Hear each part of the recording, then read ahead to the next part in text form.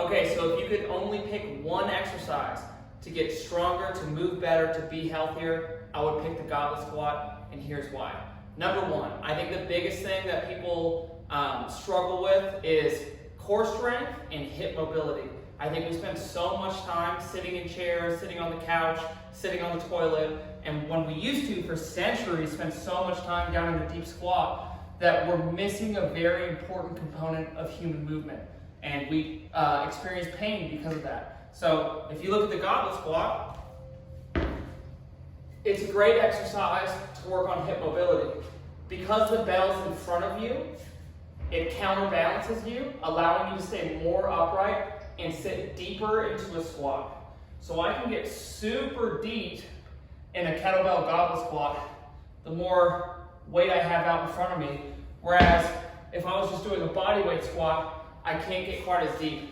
It's very simple. It sets you up for success on how to learn the squat. If you are just trying to put a barbell on your back, a lot of people are going to have a really hard time getting into a really good squat depth when you're squatting with a bar on your back. So sets you up for success, teaches you how to squat. Also, if you want to be efficient with your time, which I know is very valuable, you're going to want to pick a movement that works all of your body. And the biggest muscles in your body as well, because that's going to be the biggest stimulus for your endocrine system, your hormones, for your nervous system, for your skeletal muscle system, to get the most strength out of it. So goblet squat, not only is it going to develop leg strength, that's quads, hamstring, butt, but it's really good for core strength as well. Because it's front loaded too, just even pick one up and try one, and you can feel your core. It's really hard not to squat with good form and to not brace your core.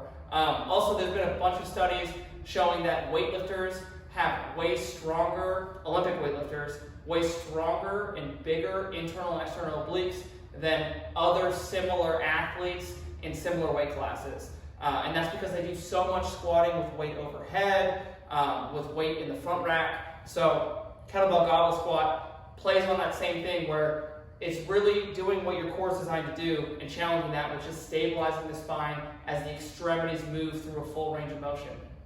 Number three, it's super scalable. So, like I said, it sets you up for success. You can get a lot deeper in the squat with a very light weight in the beginning. You can even hold a weight out in front of you if you need to, or elevate your heels if you need to get the fullest range of motion possible. Then after that, you just keep moving up. You can use dumbbells, kettlebells, whatever you have. And then on top of that, once you master the goblet squat with just a single kettlebell, you can start doing kettlebell front squats. Again, this doesn't require a ton of range of motion in the shoulder and wrists and elbows, which a barbell front squat would require.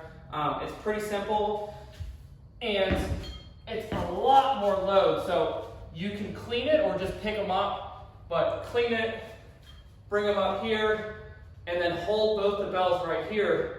That's a lot more load. You'll really feel the core working. You probably get even lower into the squat. And I always like to use, as an example, Donnie Thompson, who squatted over 1,000 pounds, used the kettlebell front squat with two kettlebells, I think around 80 pounds each, to help train his squat and bring that up to 1,000 pounds. So it can be very, very beneficial in terms of getting stronger. I'm not saying your goal should be to squat 1,000 pounds, but if it worked for him to get that strong, it would certainly work for you to add some lean muscle mass to your core, to your lower body, and just get stronger, move better, be healthier. So that's why I would pick the goblet squat out of any exercise if you were going to only pick one.